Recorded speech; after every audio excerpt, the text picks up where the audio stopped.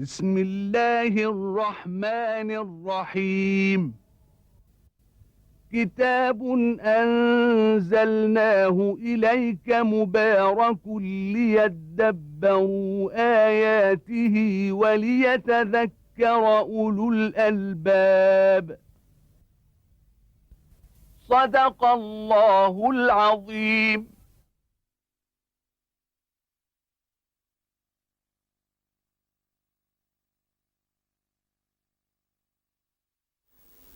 الحمد لله رب العالمين، والصلاة والسلام على عبده ورسوله الأمين سيدنا ونبينا محمد وعلى آله وأصحابه ومن اهتدى بهداه وعمل بسنته ليوم الدين.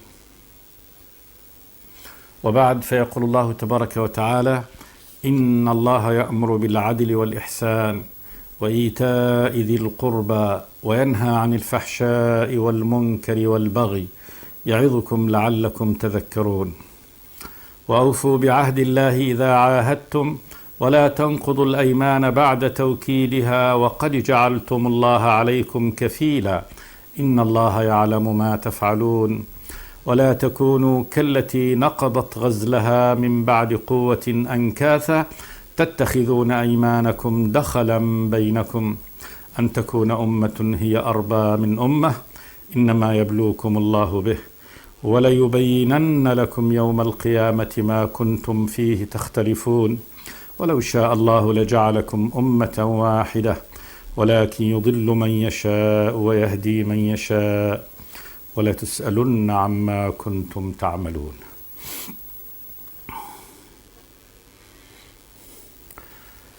هذه الآية الجامعة التي جمعت أوامر الله تبارك وتعالى ونواهيه. قال جل وعلا: إن الله يأمر بالعدل والإحسان.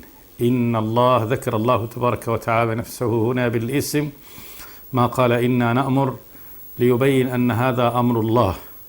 الله الإله الذي لا إله إلا هو سبحانه وتعالى، رب العالمين وخالق الخلق أجمعين سبحانه وتعالى، باسمه الأعظم الذي يدل عليه جل وعلا. فهذا كله لتقدير الأمر، حتى يقدر من يسمع هذا أن هذا أمر الله سبحانه وتعالى. يأمر بالعدل والإحسان. العدل هو التسوية وإعطاء كل ذي حق حقه، فكل أوامر الله تبارك وتعالى عدل، فالله لا يأمر إلا بالعدل، وهو يأمر به سبحانه وتعالى، ولم يأمر عباده إلا بالعدل. العدل مع كل شيء، والعدل ضد الظلم. العدل ضد الظلم، فتوحيد الله تبارك وتعالى والإيمان به عدل، والشرك بالله تبارك وتعالى وصرف شيء من العبادة لغيره، أي نوع من الشرك ظلم، إن الشرك لظلم عظيم. وكذلك إعطاء كل ذي حق حقه من العباد عدل وعدم الدية. وأما سلب الناس وأخذ حقوقهم وقهرهم هذا ظلم، فكل الظلم الله تبارك وتعالى ينهى عنه، والله تبارك وتعالى يأمر عباده بالعدل. وهو سبحانه وتعالى لا شك أنه العدل. الرب سبحانه وتعالى العدل صفة من صفته سبحانه وتعالى، فإنه الرب الذي لا يظلم أحدا شيئا سبحانه وتعالى، كما قال جل وعلا: إن الله لا يظلم مثقال ذرة. إن الله يأمر بالعدل والإحسان. الإحسان في اللغة هو يعني الإتيان بالشيء على أحسن صوره، أكمل صوره. والإحسان، الدين كله إحسان. الدين كله الذي أمر الله تبارك وتعالى به إنما هو من الإحسان، لأنه جعل الشيء والإتيان بالشيء حسنا على أتم وجوهه. وقد يأتي بالإحسان إذا كان أضيف إلى العدل، فهو ما يكون في باب المستحبات والمندوبات.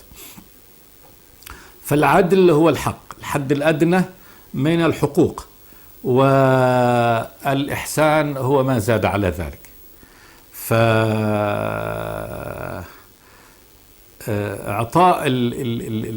المفروض عدل، والزيادة على الفرض هذا إحسان.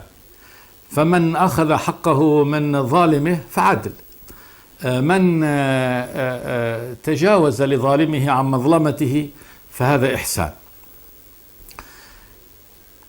وسئل النبي عن الإحسان فقال: أن تعبد الله كأنك تراه فإن لم تكن تراه فإنه يراك. فإن مراقبة الله تبارك وتعالى في كل عمل لا شك أنه عند من يؤمن بذلك يأتي بكل عمله على أتم وجوهه على الإحسان. إن الله يأمر بالعدل والإحسان وإيتاء ذي القربى، إعطاء ذوي القرابة. إعطاء ذوي القرابة من الفضل، من كل ما هو فضل.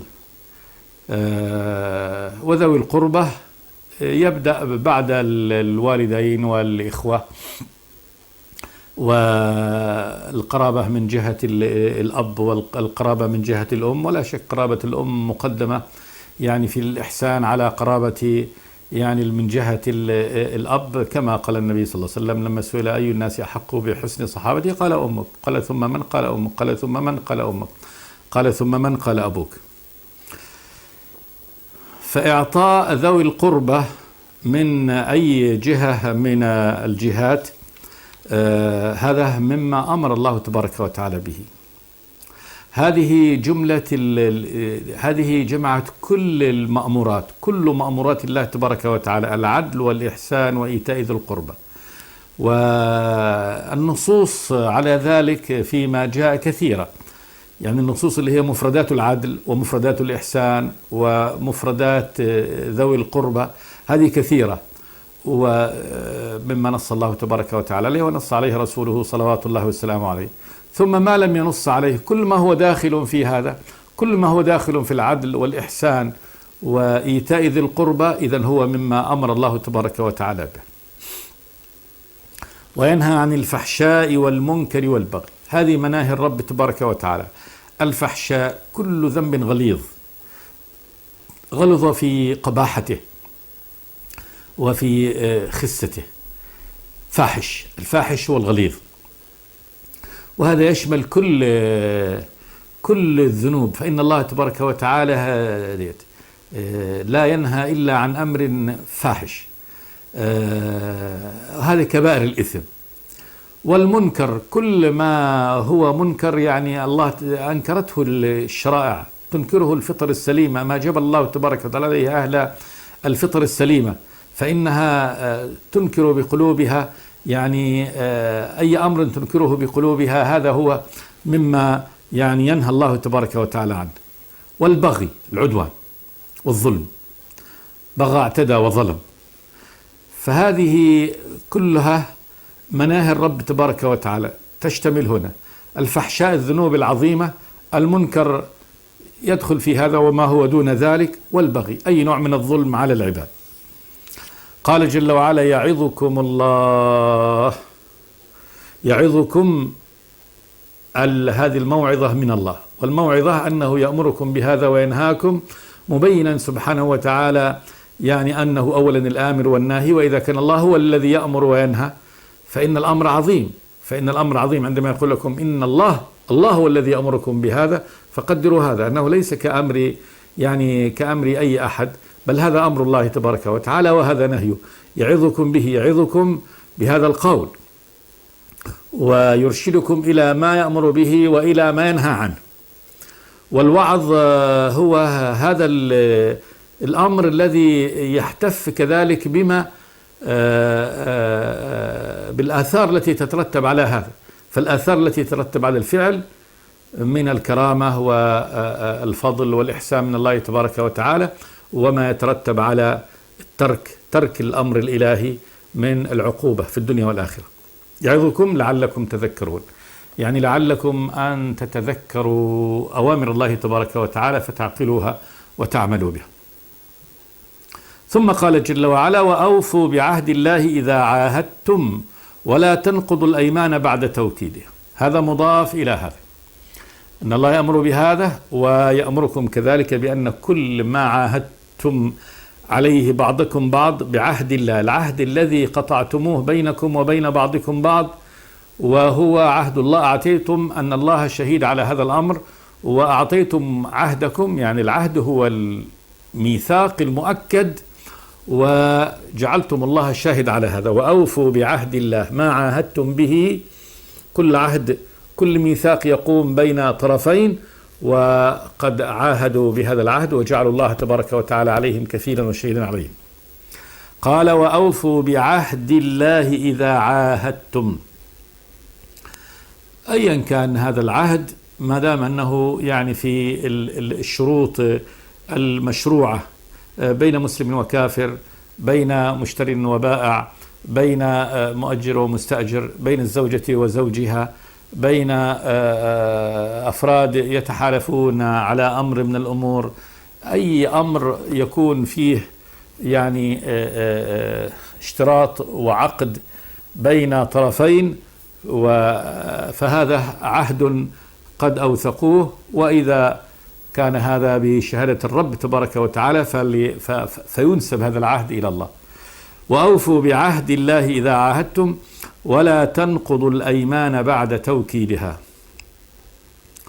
النقض هو الحل بعد الإبرام، والإبرام العقد، والنقض هو حل هذا وفسخه ويعني تركه.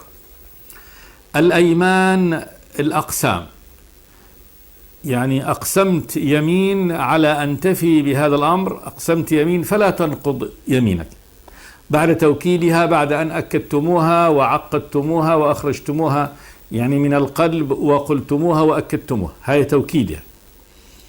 وقد جعلتم الله عليكم كفيلا، هذا الحال في العقود أنها يجعل الله تبارك وتعالى كفيل. أقول أعاهدك على كذا وكذا وكذا والله كفيل علينا والله شهيد علينا.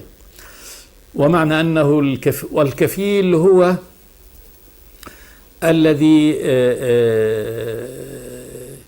يتكفل بأن يؤدي هذا المعاهد على عهد ما عهده. والكفالات تكون كفالة شخصية وكفالة مالية، كمن يكفل غيره في أنه سيؤدي هذا الدين الذي عليه أو المال الذي عليه، أو أن يكفل مثلا شخص بأن يأتي به للحكم عندما يحاكم. فالمتعاقدين يجعلين الله تبارك وتعالى عليهم كفيلا، أن الله يعني كفيل علي وكفيل عليك، نحن قد تعاقدنا على هذا الأمر فالله كفيل علينا، بمعنى أنه جعلناه هو الكفيل، هو الذي إليه المرد في أن يلتزم كل منا بما عاهد عليه. قال جل وعلا إن الله يعلم ما تفعلون، وهذا تحذير من نقض العهود. فالآية الأولى جاءت في بيان الأوامر المباشرة التي أمر الله تبارك وتعالى بها. إن الله يأمر بالعدل والإحسان وإيتاء ذي القربى، هذه أوامر الرب تبارك وتعالى، وينهى عن الفحشاء والمنكر والبغي. افعل أوامر الرب، انتهي عن نواهيه. ثم ما يتعاقد عليه البشر بينهم وبين بعضهم بعض، كل عقد مباح جائز بين طرفين الله تبارك وتعالى أمرنا بالوفاء به، مهما كان هذا العقد، ولو كان بين مسلمين وكفار، فإنه يجب عليهم أن يعني أمرهم الله تبارك وتعالى بأن يلتزموا به. وأوفوا بعهد الله، والله سماه عهد الله، وذلك أنه يستشهد فيه الله تبارك وتعالى في ختام العقد بعد يعني توثيق الأمر وكتابته، فيجعل أن الله تبارك وتعالى المؤمن يجعل الله تبارك وتعالى هو الشاهد عليه والكفيل على تنفيذه لما عهد عليه. وأوفوا بعهد الله إذا عاهدتم ولا تنقضوا الأيمان بعد توكيدها وقد جعلتم الله عليكم كفيلا إن الله يعلم ما تفعلون. فهذا تحذير من أي خيانة أو أي نقض أو أي مكر أو أي لف ودوران لنقض العهد الذي عاهد المسلم ربه عليه. ثم قال جل وعلا ولا تكونوا كالتي نقضت غزلها من بعد قوة أنكاثا تتخذون أيمانكم دخلا بينكم أن تكون أمة هي أربى من أمة إنما يبلوكم الله به وليبينن لكم يوم القيامة ما كنتم فيه تختلفون. ولا تكونوا يعني أيها المؤمنون الذين أمرهم الله تبارك وتعالى بهذا كالتي نقضت غزلها من بعد قوة أنكاثا. مثل ضربه الله تبارك وتعالى للمؤمنين في من ينقض عهده، وأنه كهذه المرأة الخرقاء التي تتعب وتشقى في غزل صوفها، وتحكم بعد أن تحكم غزله إلى خيوط، ثم بعد ذلك تنسجه وتحكم نسجه، ثم بعد أن تتعب في كل هذا تعود مرة ثانية فتنقضه من جديد، تحل خيوطه ثم تقطع هذه الخيوط وترجعها إلى الصوف مرة ثانية. فقد تعبت في الإحكام، ثم بعد ذلك تعبت في النقض، وأصبح عملها إلى خسار ودمار. فقال جل وعلا: وهذا المثل ضربه الله تبارك وتعالى لمن يعني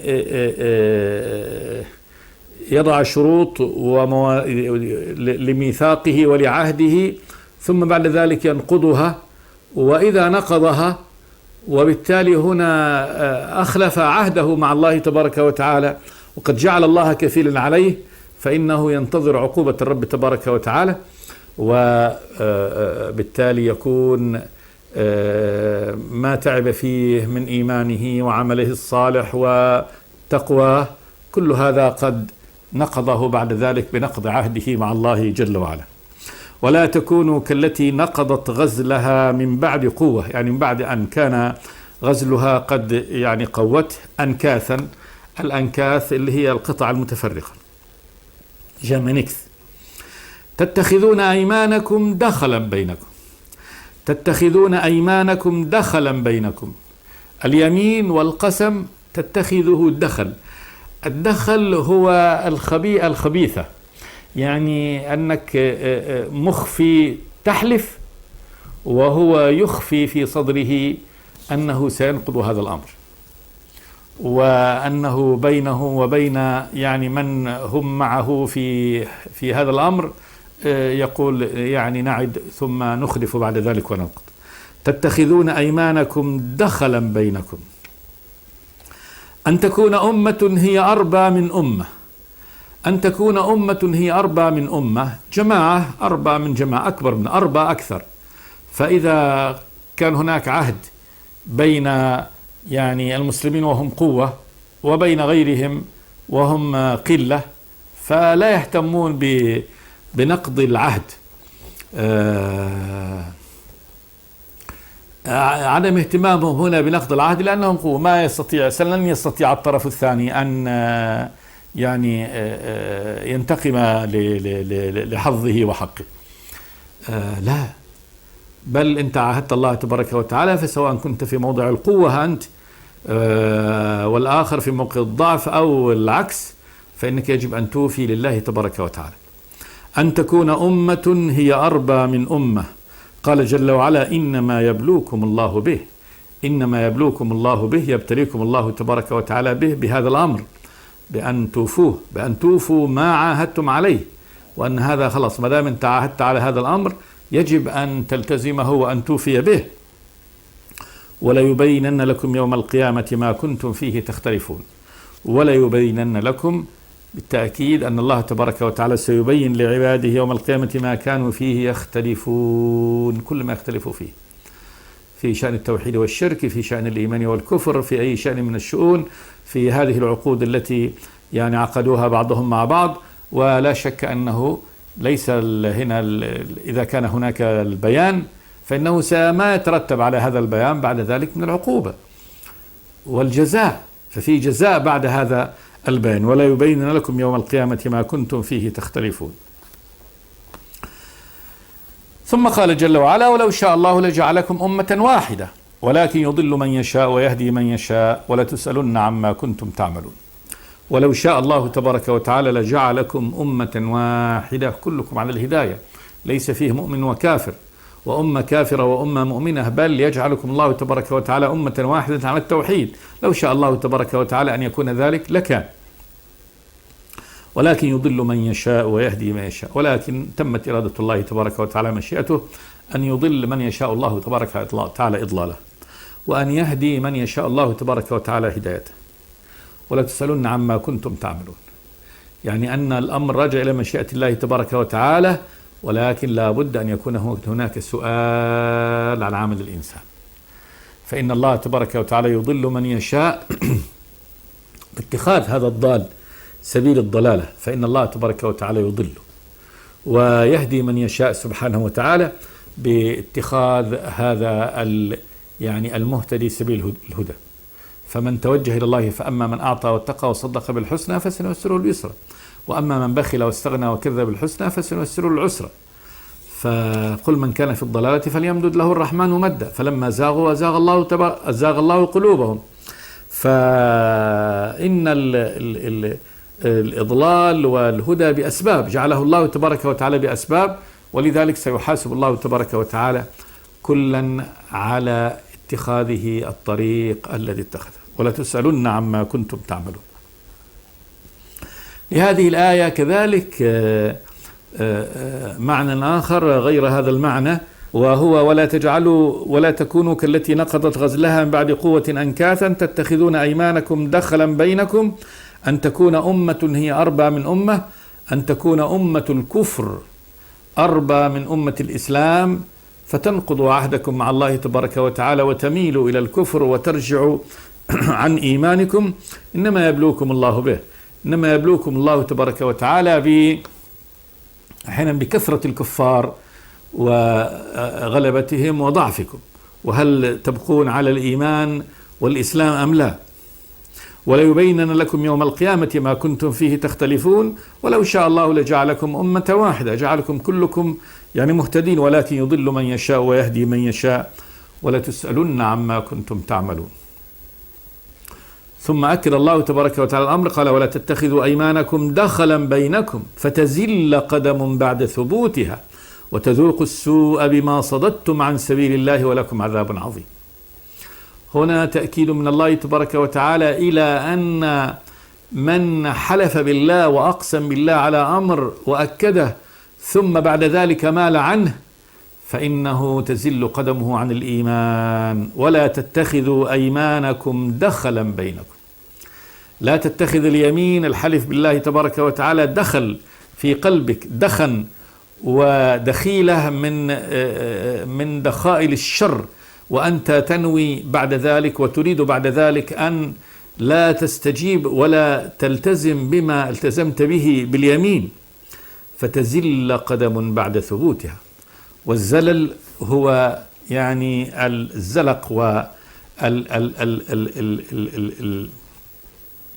والبعد عن الثبات على الطريق، فتزل قدم يعني تمحى وتذهب عن طريق الرب بعد ثبوتها، بعد أن تكون ثبتت، يعني الخروج إلى الكفر بعد أن كان ثابتا على الإيمان، فتزل قدم بعد ثبوتها. وهذا المعنى أخذ المعنى الحسي، هذا اللي بين المعنى المعنوي، فأخذ المعنى الحسي وهو إنسان يسير في الطريق فتزل قدمه بفعل يعني لزوجة الطريق ودحضه، ففي الدحض يزل. أخذ هذا المعنى، معنى زلل الإنسان وزلق في طريق الدحض إلى من خرج عن طريق الإيمان بعد أن كان ثابتا فيه. فتزل قدم بعد ثبوتها وتذوق السوء بما صددتم عن سبيل الله.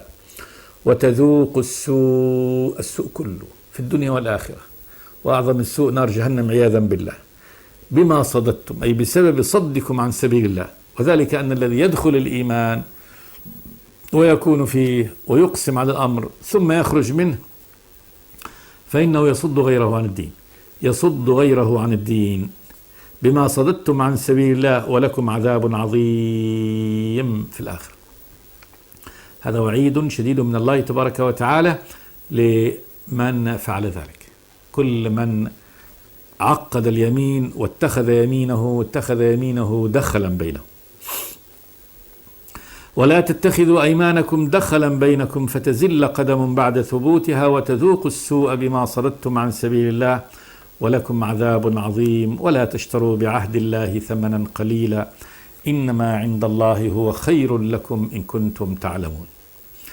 ولا تشتروا بعهد الله ثمنا قليلا. الشراء استبدال. عهد الله يعني عاهد الله تبارك وتعالى على الأمر، وطبعا هذا الذي عاهد فيه التزام، ثم أراد أن ينصرف عن هذا الالتزام إلى يعني أن ينفض من هذا العهد، ولا يكون هذا إلا رغبة في الدنيا، إلا رغبة في الدنيا. فاشترى هنا ثمن قليل، إما أنه الخوف من يعني عذاب الكفار وما يترتب على هذا، وإما أنه رغبوا في الدنيا فيرغب إلى شيء من الدنيا، ومهما أخذ بعد ذلك فهو ثمن قليل. مهما أخذ الناقض لعهد الله تبارك وتعالى بنقضه لهذا العهد، مهما أخذ من الدنيا فهو ثمن قليل. ولا تشتروا بعهد الله ثمنا قليلا، ولو كان الدنيا كلها هي ثمن قليل، وإنما هذا ما قيل ثمنا قليلا بمقارنته بالآخرة، فإن الالتزام على الدين والالتزام على الحق والبقاء عليه فيه جزاء عظيم جدا وهو الجنة. ومن نقض عهده يريد شيء من الدنيا ولو أعطي الدنيا كلها تبقى ثمن قليل بالنسبة للآخرة. ولا تشتروا بعهد الله ثمنا قليلا إنما عند الله هو خير لكم إن كنتم تعلمون. إنما عند الله لمن يوفي عهده ولمن يصبر على الدين هذا خير من كل ما يعطاه في هذه الدنيا إن كنتم تعلمون حقيقة العلم، وتفرقون بين ما عند الله تبارك وتعالى وما يعني في هذه الدنيا. ما عندكم ينفد وما عند الله باق. هذا من يعني من الفضل العظيم لثواب الآخرة على ثواب الدنيا. فما عندكم مهما كان ينفد، له نهاية، يخلص. عندك مال، نقود، عندك أي شيء جاه عندك، ما عندك لابد أن ينفد. ينفد ينتهي، ينفد ينتهي ويضمحل ويذهب. وما عند الله باق. أما ما عند الله تبارك وتعالى من ثوابه العظيم وجنته ورضوانه سبحانه وتعالى فهو باق يعني لأهل الإيمان بقاء لا انقطاع له. ولنجزين الذين صبروا أجرهم بأحسن ما كانوا يعملون.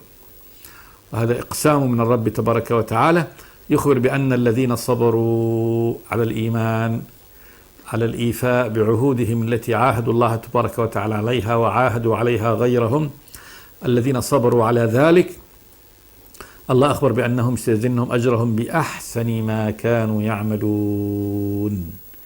بأحسن ما كانوا يعملون، كل أعمالهم هذه الحسنة سيجزيهم الله تبارك وتعالى عليها جزاء عظيما. الحسنة ب10 أمثالها.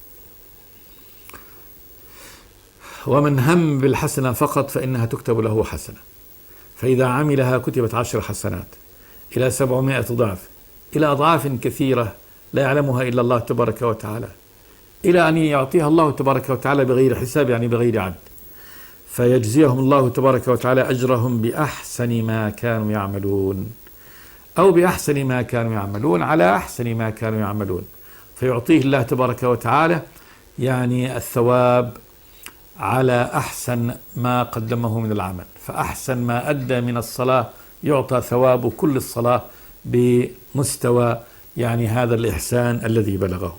ولنجزين الذين صبروا أجرهم بأحسن ما كانوا يعملون. فهذا وعد من الله تبارك وتعالى لهؤلاء لعباد الله تبارك وتعالى الذين صبروا على الطاعة وصبروا على ما عاهدوا الله تبارك وتعالى عليه، وعلى أي عهد قطعوه بينهم وبين غيرهم ولم ينقضوا شيئا من ذلك، واستمروا على ذلك حتى يلقوا الله تبارك وتعالى. هذه بشرى لهم من الله تبارك وتعالى بأنه سيجزيهم أجرهم بأحسن ما كانوا يعملون. صلى الله تبارك وتعالى أن يجعلنا منهم. قولوا قولي هذا أستغفر الله لي ولكم من كل ذنب. صلى الله وسلم على عبده ورسوله محمد. بسم الله الرحمن الرحيم. كتاب أنزلناه إليك مبارك ليدبروا آياته وليتذكر أولو الألباب. صدق الله العظيم.